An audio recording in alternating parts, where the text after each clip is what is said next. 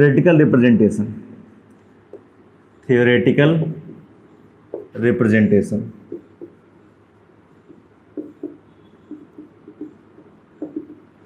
देखिएगा, जैसे मान लीजिए हम बोलते हैं वेक्टर ए, हम लोग बोल रहे हैं कोई क्वांटिटी है, जैसे फोर्स है तो वेक्टर एफ लिखते हैं, ठीक है ना। तो वेक्टर ए कोई एक रैंडम मान है, वेक्टर ए हमारे पास, लिखने का तरीका कुछ ऐसा, ए लिखेंगे उसके ऊपर एक एरो बना देंगे, वेक्टर ए, इसको पढ़ेंगे भी हम वेक्टर ए, या बोलते हैं वेक्टर ए, ऐसे कुछ ऐसे करके। अगर ऐसा कुछ लिखा है वेक्टर ए के साथ में दो मॉड लगा हुआ है, इसको बोलेंगे मॉडुलस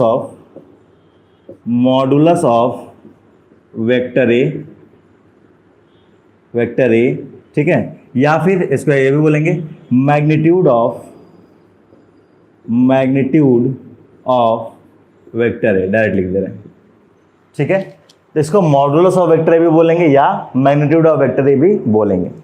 एक और क्वांटिटी आपके सामने आएगा, क्या, कुछ ए रहेगा, उस पर कैप बना होगा, पढ़ते कैसे हैं इसको, सिंपली ए कैप बोलेंगे, ए कैप बोलेंगे, बी होगा बी कैप, सी कैप, ऐसे बोलेंगे हम लोग। ए कैप अगर है तो ये है क्या, इसको बोलते हैं डायरेक्शन ऑफ वेक्टर ए, पढ़ते हैं, ठीक है ना। या इसको और क्या बोलेंगे, और डायरेक्शन अलोंग वेक्टर ए बोलेंगे, या इसी को बोलते हैं यूनिट वेक्टर ऑफ ए बोलेंगे, या यूनिट वेक्टर अलोंग ए बोलेंगे। ये बातें समझ में बेसिक।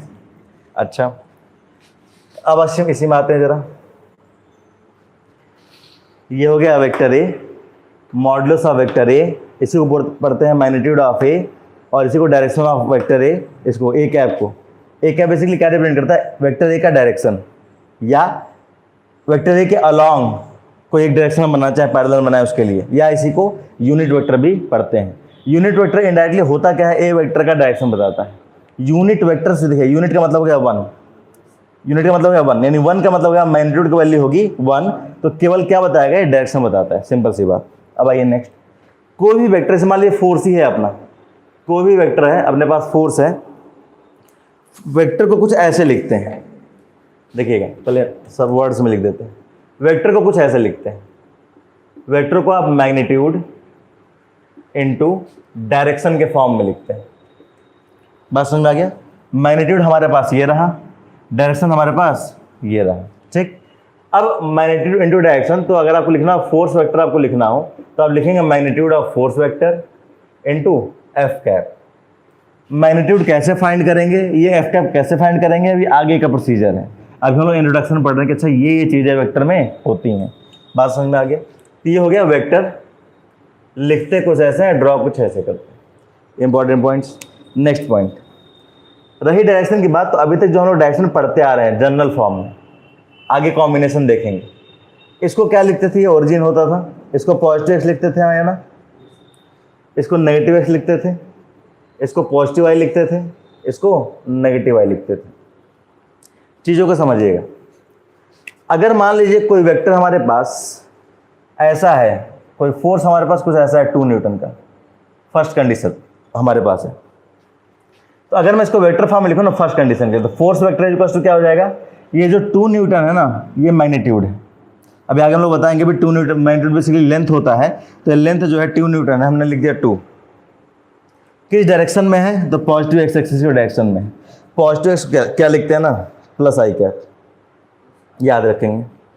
पॉजिटिव एक्स को रिप्रेजेंट करते हैं वेक्टर के फॉर्म में प्लस आई कैप। ये मैथ्स के फॉर्म में था हमारे पास, plus x minus x plus y minus y, तो ये होगा प्लस आई कैप। वाई को लिखते हैं प्लस जे कैप, प्लस वाई को लिखते हैं प्लस जे कैप, माइनस वाई को लिखते हैं माइनस जे कैप, और माइनस एक्स को लिखते हैं माइनस आई कैप।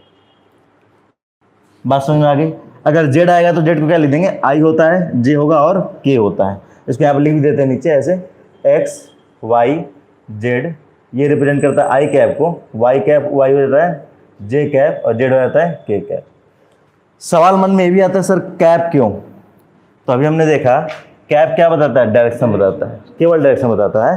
तो आई कैप बस इतना बता रहा है कि प्लस एक्स के अलोंग है, बस इतना।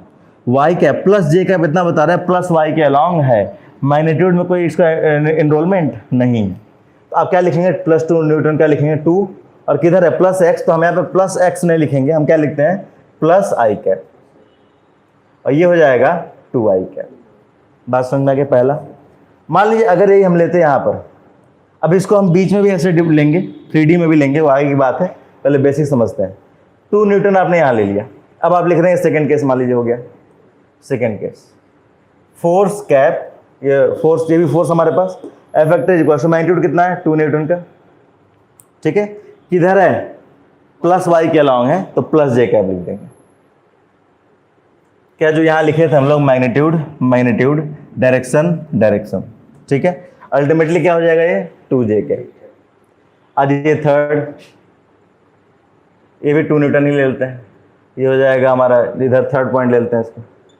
थर्ड केस के लिए क्या लेंगे आप, फोर्स इक्वल टू 2 हो जाएगा, बहुत अच्छा, -i कैप। कई बार क्या होता है, कंफ्यूजन होता है बच्चों के मन में कि सर ये नेगेटिव एक्स एक्सिस है, तो ये जो माइनस है इस नेगेटिव एक्सिस 2 का माइनस है, ऐसा नहीं है। 2 है क्या, मैग्नीट्यूड है, मैग्नीट्यूड लेंथ होता है, और लेंथ कभी माइनस नहीं हो सकता। इसको रीड कैसे करेंगे, नेगेटिव एक्स एक्सिस में 2 न्यूटन, बात समझ में आ गया, नेगेटिव एक्स एक्सिस में 2 न्यूटन, ऐसे रीड करेंगे, तो ये हो जाएगा। फाइनली इसको कैसे लिख देंगे, आगे हम लोग नोट करेंगे डायरेक्टली, -2i कैप भी लिख सकते हैं। तो ये माइनस है किसका, 2 का है या i कैप का है, i कैप का है। बात समझ में आ गया। लास्ट एक और ले लेते हैं यहाँ पर, इस डायरेक्शन में, ये जाता है 4th पॉइंट, और ये जाता है 4 न्यूटन ले लेते हैं। चलिए 4th point, F cap equal to क्या हो जाएगा, बता दीजिए। ये 4 है, 4 ब्रैकेट में -j कैप, ठीक है ना। कैप क्या है, डायरेक्शन, ये हो जाएगा -4j कैप। कोई दिक्कत है इसमें, क्या बेसिक चीज़ समझ में आई, ठीक है, नोट करिए जरा।